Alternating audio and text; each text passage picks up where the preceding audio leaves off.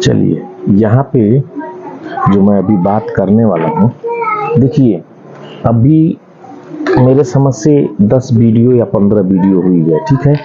अभी आप इसमें से क्वेश्चन करना शुरू करेंगे, इससे संबंधित क्वेश्चन शुरू करना कर देंगे, तो फिर वही हो जाएगा कि मैं अगर इसी पे बताने लगूं तो आपके लिए समस्या हो जाएगी और फिर ये कंफ्यूजन पड़ा रह जाएगा। मैं बार बार बोलता हूँ कि अभी मेरे हिसाब से आपको 1 महीना तक कम से कम कंपोनेंट का जो मैं बता रहा हूँ, जो तरीका बता रहा हूँ, उस पर आप चल लीजिए, तो ये सब आसान हो जाएगा, एकदम इजी लगने लगेगा। और अच्छी बात है कि आप लोग क्वेश्चन कर लेते हैं। मैं बार बार बोलता हूँ कि कोई भी इलेक्ट्रॉनिक्स आप सीखने के लिए जब तैयार होते हैं तो ऐसा नहीं है कि 1 महीने का कोर्स है और 1 महीने में मेरा काम है सिर्फ बिल्कुल स्पीड से भागते जाना, वैसे नहीं, क्योंकि वैसे कभी सीख ही नहीं सकते हैं। और अच्छी बात है कि जितने लोग हमसे जुटे हैं वो लगभग हर जगह पे ट्रेनिंग, मतलब कहीं ना कहीं ट्रेनिंग किए हैं, ठीक है। तो अच्छी बात ये है। अब रह गई बात कि किसी भाई का एक कमेंट था, तो मैं इसको निकाल देता हूँ, इसकी हमें ज़रूरत नहीं है। ये पैनल की हम बात नहीं करेंगे, ठीक है। माइक्रोवेव का भी हम बात कर रहे हैं, क्योंकि क्वेश्चन था तो ये मैं भी जानता हूँ कि आप लोग कुछ ना कुछ रिपेयर कर रहे हैं, ठीक है, तो उसमें दिक्कत आती है। और आप लोग ऐसा क्वेश्चन कर देते हैं कि अभी आप एक क्वेश्चन कर दिए कि स्टार्ट नहीं हो रहा है, तो हम जवाब नहीं दे पाएंगे, क्योंकि आपने तो सिर्फ ये बोल दिया कि ये स्टार्ट नहीं हो रहा है, लेकिन हमें उसे बताने के लिए अब यानी A to Z करना पड़ेगा। यानी क्या इनपुट बराबर पहुंच रहा है, 320 वोल्ट बन रहा है, क्या यहाँ पे इसको जो सप्लाई चाहिए वो बन रही है, बाईपास पे है सप्लाई, तो ये तमाम चीज हो जाएगी।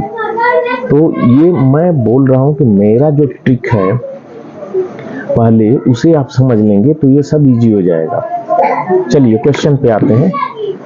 ट्रांसफार्मर की बात थी कि इस ट्रांसफार्मर के बारे में, तो देखिए मैं पहले भी बता चुका हूँ कि ट्रांसफार्मर का चाहे ये हो चाहे ये हो, ठीक है, ये दोनों कुछ फर्क नहीं है।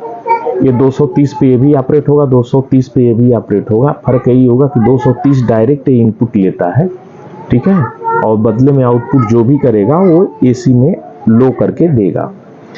इसमें ऐसा नहीं है, 230 को हम 320 में कन्वर्ट कर लेंगे, यानी डीसी होती है, फिर इसके बाद स्विचिंग के जरिए वही काम करा करके हमें वापस इधर लेना होता है। तो ये थोड़ा टिपिकल मतलब कठिन होने लगता है और ये इजी होता है। तो ये तो एक झटके में खत्म हो जाएगा, एक झटके में खत्म हो जाएगा। इस पे थोड़ा सा हमें रुकना पड़ेगा, फिर इसे समझ लेंगे। रह गई बात इन सब की, तो अभी तो हमने कहा अभी डायोड पे हैं, तो डायोड में अभी बहुत प्रकार हैं, उन्हें समझ लीजिए, ठीक है। डायोड में जितने प्रकार हैं उन्हें समझ लेते हैं, काम करने का तरीका समझ लेते हैं तो इजी हो जाएगा। हम आएंगे यहाँ पे, तो ट्रांजिस्टर जब भी चालू होगा तो ट्रांजिस्टर पे ये भी आएगा, रिले और बाकी जो भी पार्ट है मैं वैसे अपने हिसाब से बना के रखा हूँ कि फिर क्वेश्चन बनने का चांस नहीं रहेगा, ठीक है। अब आ जाते हैं इस ट्रांसफार्मर पे। तो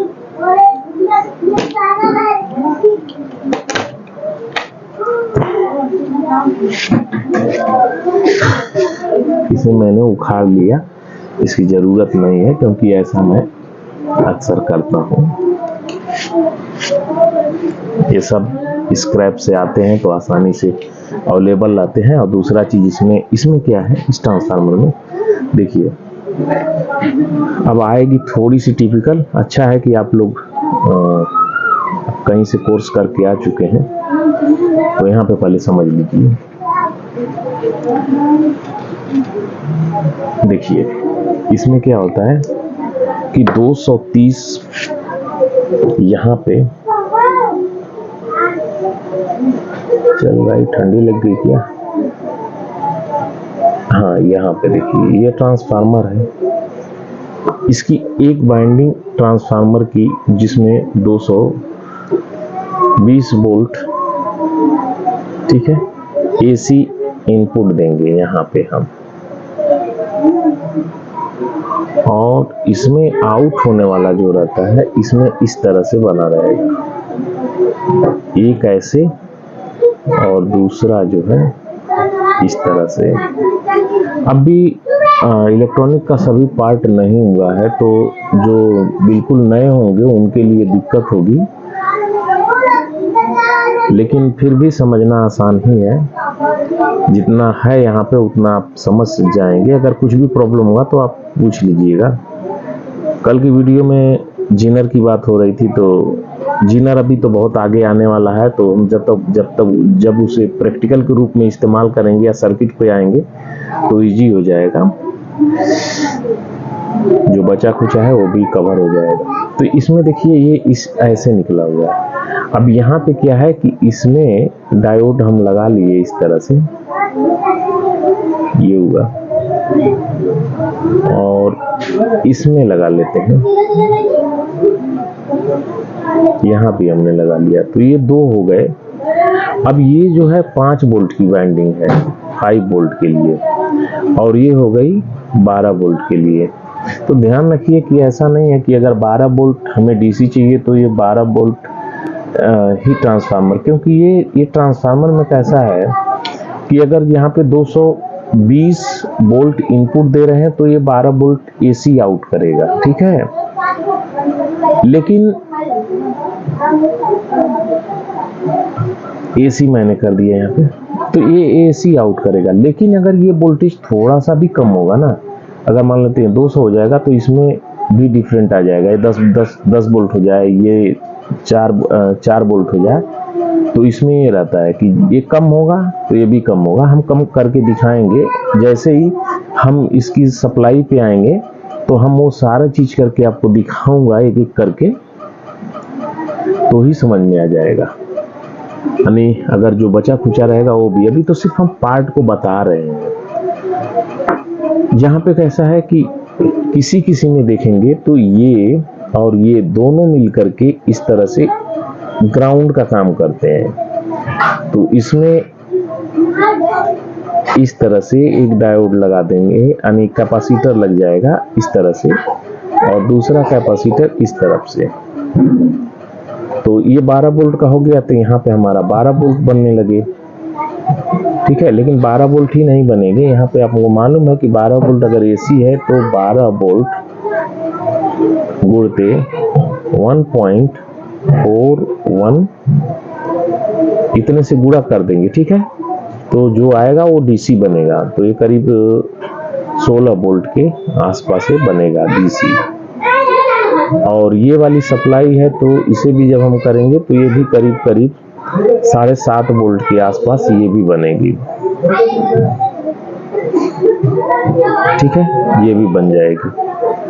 ये क्या होता है कि ये रेगुलेटर के जरिए, यानी आगे चल के रेगुलेटर लगता है। रेगुलेटर बोले तो इस तरह से 7805, अभी तो इस पे हम बात ही नहीं किए हैं, तो दिक्कत होगी थोड़ी सी। ये ग्राउंड, इसको ये वाला ये ग्राउंड दे देते हैं। ये जैसे पिन है इसकी, ये ऐसे ही रहता है, यानी ठीक अपने सामने से बाएं तरफ से इसमें इनपुट देते हैं और दाहिने तरफ से इसका आउट निकल जाता है। तो ये 5 वोल्ट यहाँ से आउट करेगा, ये आउट होने लगेगा, ये 5 वोल्ट रेगुलेट हो गया। अब ये वोल्टेज कितना भी बढ़ जाए, यानी ये कितना भी बढ़ जाए बोले तो 25 भी अगर हो जाता है, 25 वोल्ट भी हो जाता है, ठीक है, तब भी ये 5 वोल्ट देगा। और मिनिमम जब भी आएंगे तो मिनिमम इसका जो है, अगर मान लेते हैं कि 6 वोल्ट के आसपास भी रहेगा, तब भी ये आपकी सप्लाई 5 वोल्ट ही देगा। लेकिन उससे कम हो जाएगा तो ये फेल हो जाएगा, यानी 5 वोल्ट इसमें इनपुट कराएंगे तो ये 5 वोल्ट नहीं देगा। बात वही आ गई, कौन सी, 0.7 वाली, याद रखिए। ये हमेशा 0.7 जो ड्रॉपिंग है, ये याद रखिए। किसी भी कंपोनेंट के लिए 0.7 पहले हमको रख लेना है, इसमें बात ही करनी है उसके बाद ही। तो 0.7 इसमें अपना ये ले लेगा, इसका हिस्सेदारी है खाने के लिए, इसको चाहिए खुद के लिए, तो ये ले लेगा। वैसे ये है, तो ये डायरेक्ट रिले पे चला जाता है। अगर ये सेम पीएस होगा यही चीज, तो सेम चीज यही जैसे है वैसे ही होने वाला है, ठीक है। SAMPS की अगर बात होगी तो वो भी सेम ऐसे ही होने वाला है। फर्क यहाँ पे बदल जाएगा क्योंकि यहाँ पे स्विचिंग अब कराना होगा। बिना स्विचिंग के ये हो नहीं पाएगा, इस तरफ जंप नहीं करेगा। AC लाइन में फ्रीक्वेंसी है, इसलिए आसानी से इसमें रिवर्स फॉरवर्ड के जरिए इसमें जो है मैग्नेटिक फील्ड के जरिए चेंजेस होकर के इधर आ जाएगा। लेकिन अगर जो DC रहेगी तो नहीं जा पाएगा, तो उसके लिए यहाँ पे स्विचिंग सिस्टम बैठाना पड़ेगा, यानी SMPS का सिस्टम बनाना पड़ेगा, यानी SMPS होगा, स्विच मोड पावर सप्लाई बनानी होगी। तो ये तो इसका हुआ ना। अब एक चीज़ और समझ लेते हैं, यहाँ पे एक और बनता है, वो थोड़ा सा डिफिकल्ट हो जाता है, जिसमें आपने देखा होगा कि अभी तो इसमें LED वाला ये है, ठीक है, ये LED से जलता है। और एक में आता है कि उसके अंदर गैस भरी जाती है, कांच का होता है, नियॉन डिस्प्ले होती है, तो उसमें इतने वोल्टेज पे नहीं होता है, उसका वोल्टेज थोड़ा ज़्यादा होता है, 28-35 के करीब वोल्टेज होते हैं। तो उसमें ट्रांसफार्मर की जो वाइंडिंग होती है उसमें अलग अलग होते हैं। अच्छा, इसमें भी अलग होता है, इसमें भी सेम ऐसे ही। तो एक दूसरा भी कर लेते हैं क्योंकि ये आ भी सकता है, तो वहाँ पे आपको ज़्यादा वो करने की ज़रूरत नहीं है, क्योंकि वो गलती बहुत से लोग कर देते हैं, और वो गलती करने से देखिए ये तो एक हुआ। दूसरा सेम चीज वही है,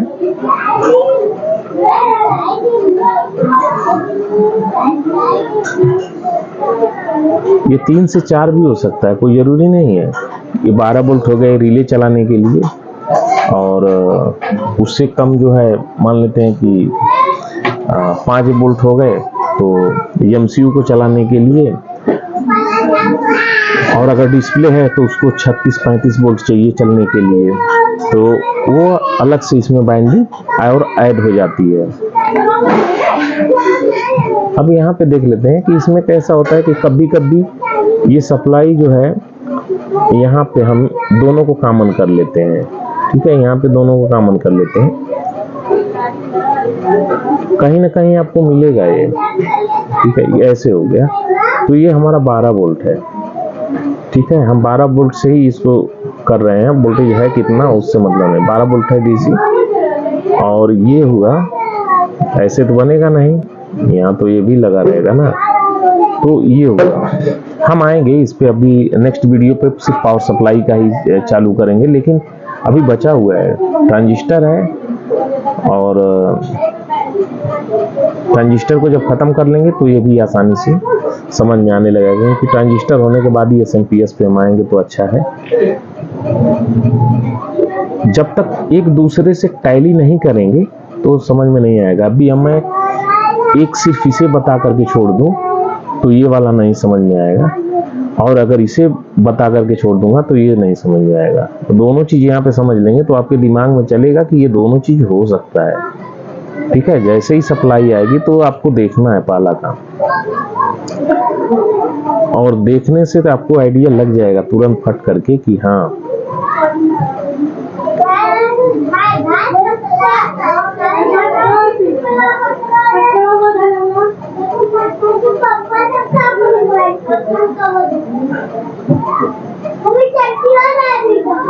तो अब आप देखिए यहाँ पे कुछ फर्क पड़ रहा है। ये 12 वोल्ट है और इसका ग्राउंड ये है, ठीक है, ये ग्राउंड हुआ। और यहाँ पे देखिए तो ये प्लस है, प्लस 5 वोल्ट इसके लिए, और यहाँ पे इसका ग्राउंड है, यानी GND ये हो गया, ठीक है, ये GND हो गई इसकी। ये देखिए ये माइनस दूसरे तरफ से, तो ऐसी भी सप्लाई आपकी मिलेगी जिसका एक सप्लाई का जो निगेटिव है दूसरे का वो पॉजिटिव होता है। तो यदि यहाँ से हम करेंगे, इस जगह से अगर रखेंगे तो ये माइनस हो गया इधर के लिए, और इधर से करेंगे तो ये प्लस बनेगा, यानी यहाँ पे प्लस सप्लाई, यहाँ से यहाँ पे प्लस और यहाँ से यहाँ पे माइनस। ये किस लिए होता है? जब तक वो सर्किट सामने नहीं होगी तो फिर बताना बेकार है।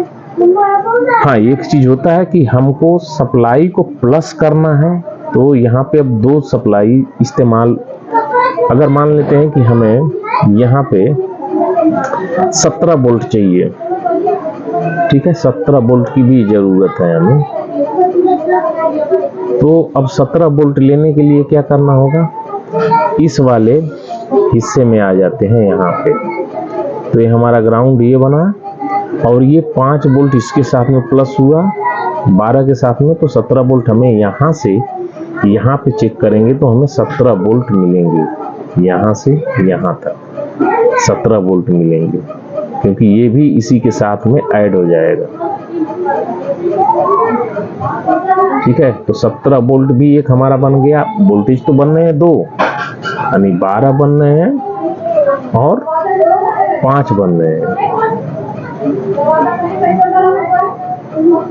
लेकिन हमारी एक अलग से भी सप्लाई मिल गई जो कि 17 वोल्ट है। तो इसका ऐसे भी इस्तेमाल होता है। तो ऐसे जगह पे अगर सप्लाई रहेगी तो वहाँ पे ट्रांसफार्मर लगा करके अगर सोचें कि हम बना लें तो उसके लिए आपको पहले ये ध्यान देना होगा। ठीक है, तो इस तरह से भी होता है।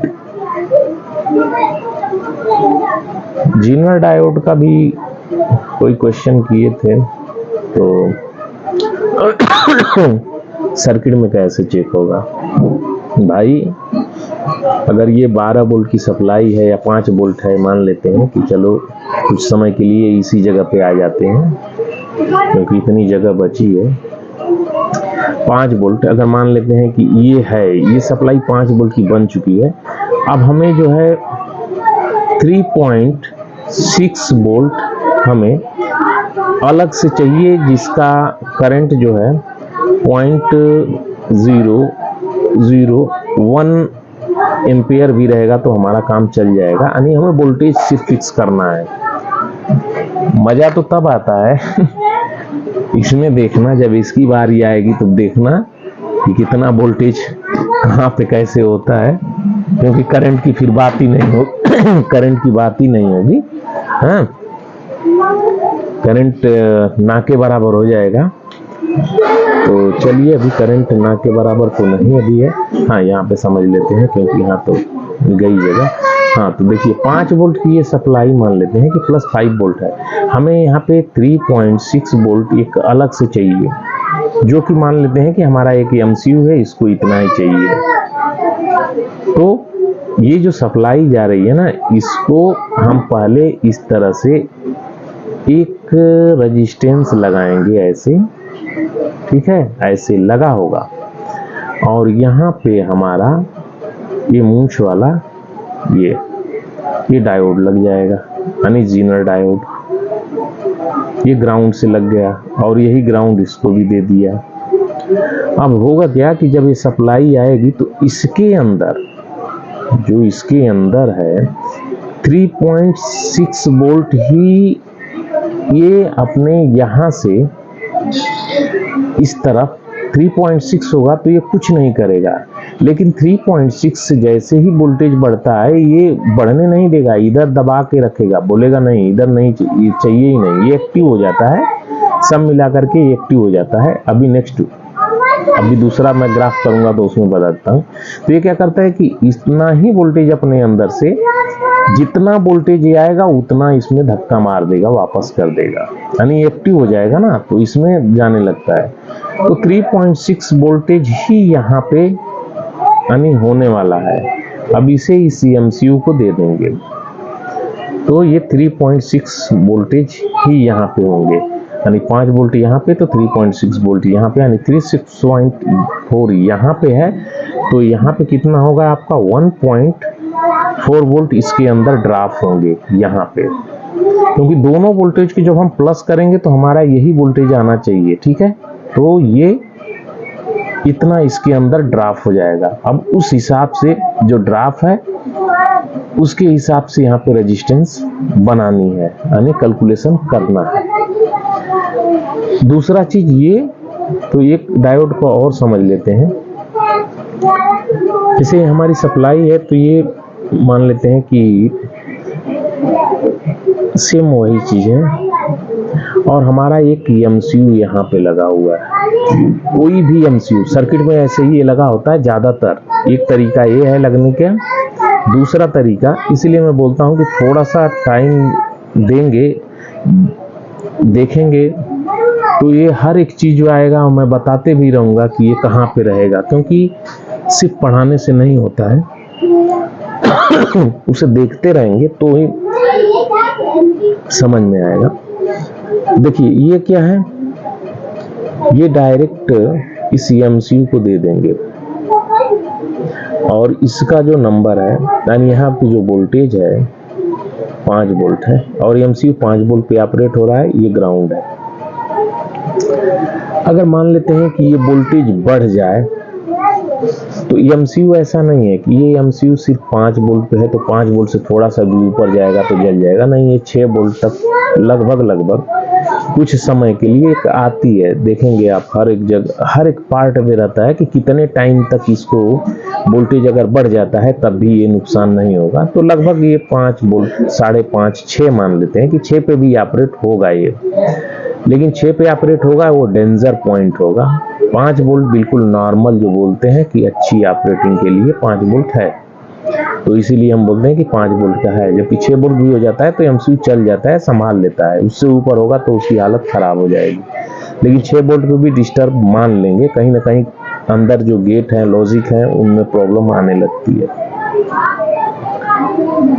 तो यहाँ पे अब क्या करेंगे कि इसे सेफ और करना है, तो यहाँ पे जो इस्तेमाल होता है, जैसे ये अगर सप्लाई ज़्यादा एम्पियर की है तो यहाँ पे इस तरह से एक रेजिस्टेंस लग जाती है।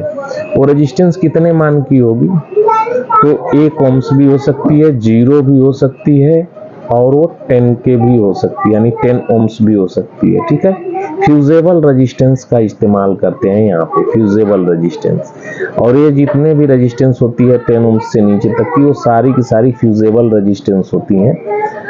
अब ये नहीं कि जो 0 से नीचे आती है, क्योंकि जब भी 0 से नीचे आएगी तो वाटेज वाली बात होगी और वाट भी यहाँ पे मायने रखता है, वही कितने वाट की यहाँ पे सप्लाई कितने एम्पेयर की है।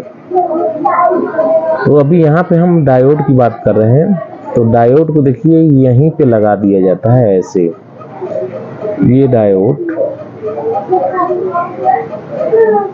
इस तरह से, ये भी लग गया यहीं पे, और ये डायोड लगेगा, मान लेते हैं कि ये एमसीयू हमारा चलने वाला है 5 वोल्ट पे, तो हम यहाँ पे लगाएंगे 5.1 वोल्ट। ठीक है, या 2 रहेगा या 6 रहेगा या 7 रहेगा, हमें 6 वोल्ट तक तो रोकना है ना। तो 5 वोल्ट से ऊपर हमें मालूम है कि बिल्कुल परफेक्ट चाहिए, तो इस तरह से लगा दिया जाता है।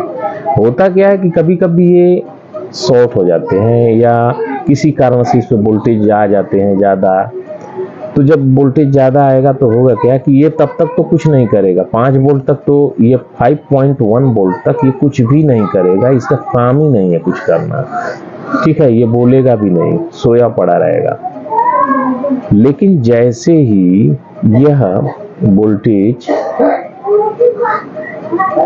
इससे ज़्यादा हुआ तो ये एक्टिव हो जाएगा।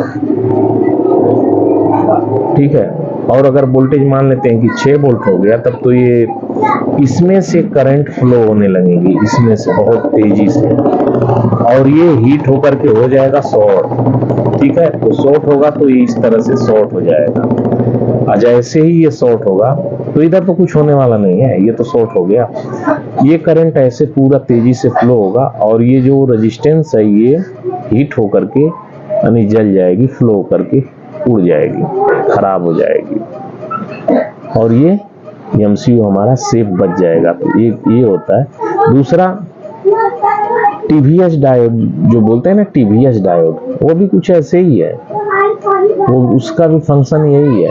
अगर मान लेते हैं कि ये 12 वोल्ट की सप्लाई कहीं जा रही है और ये उसका ग्राउंड है, तो सेम ये भी वही काम करता है, इसको भी हमें वैसे ही लगाना होता है, सेम चीज। इसका फर्क यही है, इसका एम्पेयर मस्त मतलब तगड़ा होता है, बहुत ज्यादा।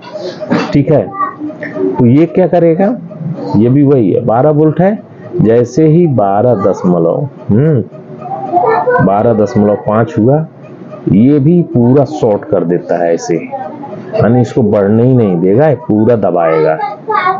लास्ट में शॉर्ट हो जाएगा खुद ही, पूरी सप्लाई यहीं से रिजेक्ट कर देगा, आगे बढ़ने ही नहीं देगा। तो टीवीएस डायोड, टीवीएस और जीनर, ठीक है, ये सब एक ही है, काम की दृष्टि से ये सब एक ही है। तो चलिए, अगर इसमें भी क्वेश्चन कुछ बनेगा तो बताइएगा, और शायद जो आप बोले थे आपका उत्तर इसमें मिला होगा, अगर नहीं मिल पाता है तो भी आप बोलिएगा, हम नेक्स्ट वीडियो में उसे खत्म करने की कोशिश करेंगे, यानी कल की वीडियो में, ठीक है।